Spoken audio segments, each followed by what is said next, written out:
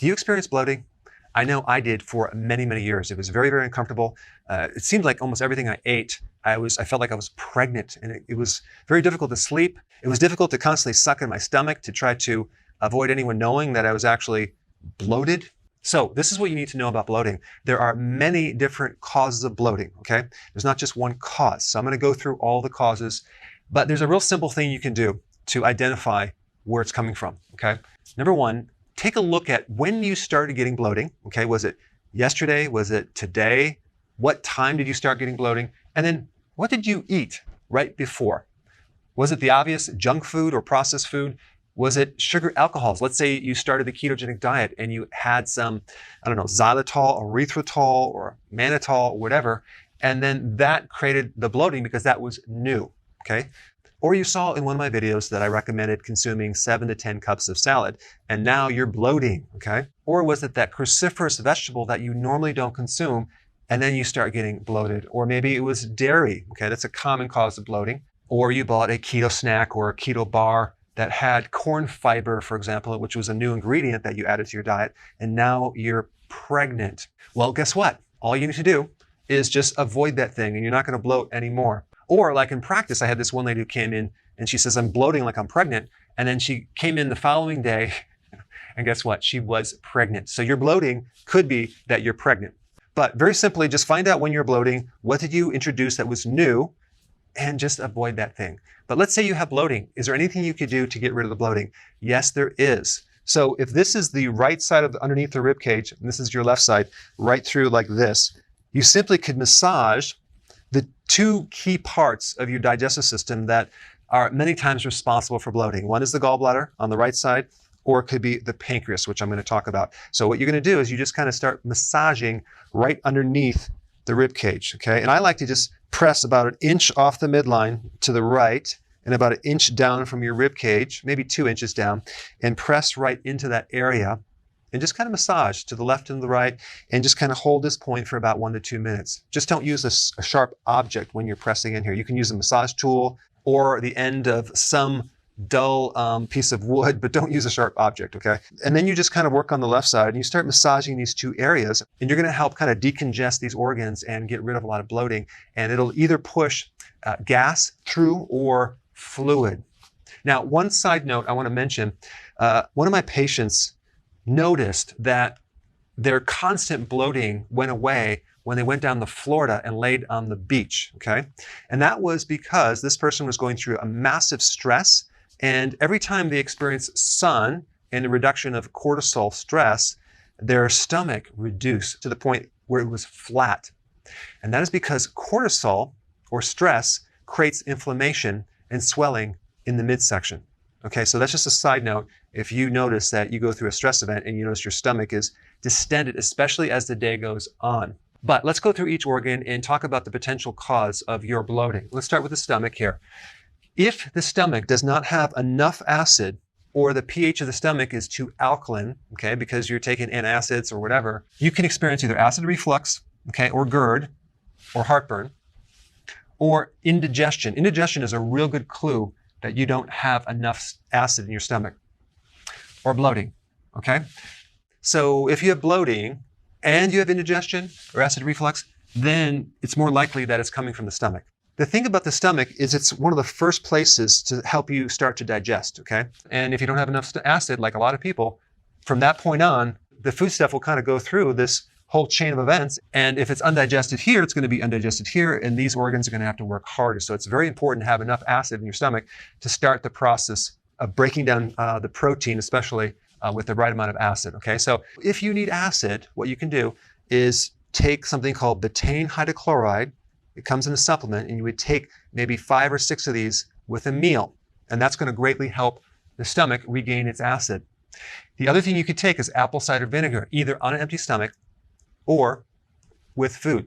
So you would take 1 or 2 tablespoons in some water, and that will help your digestion, okay? So that would be the stomach.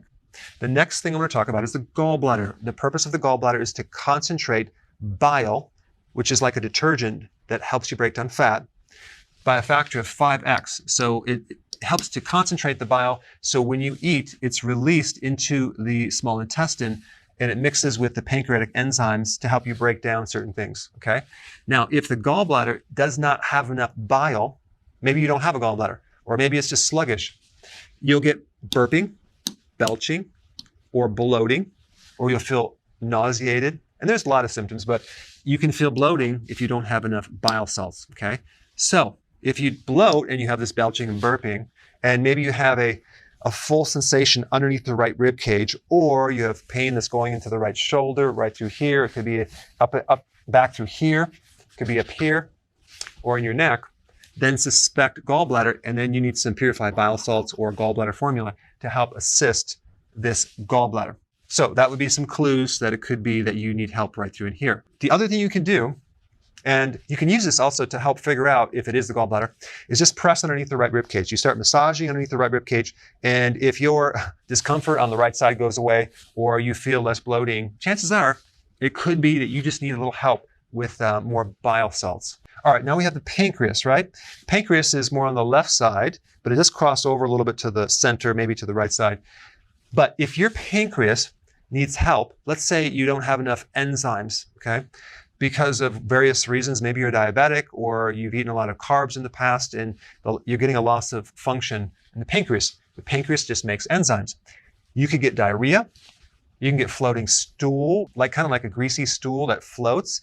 That means you don't have enough enzymes to break down that fat. It's called lipase. And guess what? You're going to get a lot of bloating. If this is the case, okay, you need more enzymes. So you'd want to get some supplement that has a wide variety of enzymes. You also want to make sure that you consume food with enzymes, maybe some raw, like salads, okay, to get more enzymes to help you digest, as well as fermented food like sauerkraut, things like that would help take the pressure off the pancreas. The pancreas also improves when you cut down the high carbs, okay, because the more sugar you have, the more insulin that's produced, the more the pancreas has to work harder. So that's the pancreas, okay? So with the stomach, you would need more acid. With the gallbladder, bile. With the pancreas, enzymes. Moving right along, we have this thing called the small intestine, which is right in the center. The small intestine is where you have 90% of all the digestion, okay? And so the food particles that are broken down by the stomach into amino acids, the gallbladder breaking down the fat, the pancreas helping breaking down food, and then the small intestine, which also has enzymes, but it's not supposed to have a lot of bacteria. A lot of the bacteria, the good bacteria, should be in this large intestine, okay, further down. But you have this long pipe that the food should go through, and the enzymes and other things should act on the food to break it down and then help it be absorbed so it can go in through the liver and other places in the body. But a lot of people get bloating in the small intestine, okay? They actually have fermentation going on in the small intestine. Fermentation is the action of a microbe on a food, like a carbohydrate, a fiber, or sugar, okay? Now, an example of this would be with my chickens, okay? So I have about 16 chickens, and we eat their eggs.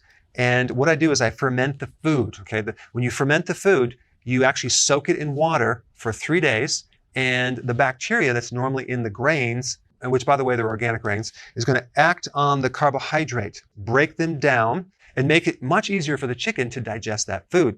Plus, in the fermentation process, you get a lot of gases that are released, like carbon dioxide. As you can see in this image right here, we have a lot of carbon dioxide and other gases being produced by the microorganisms.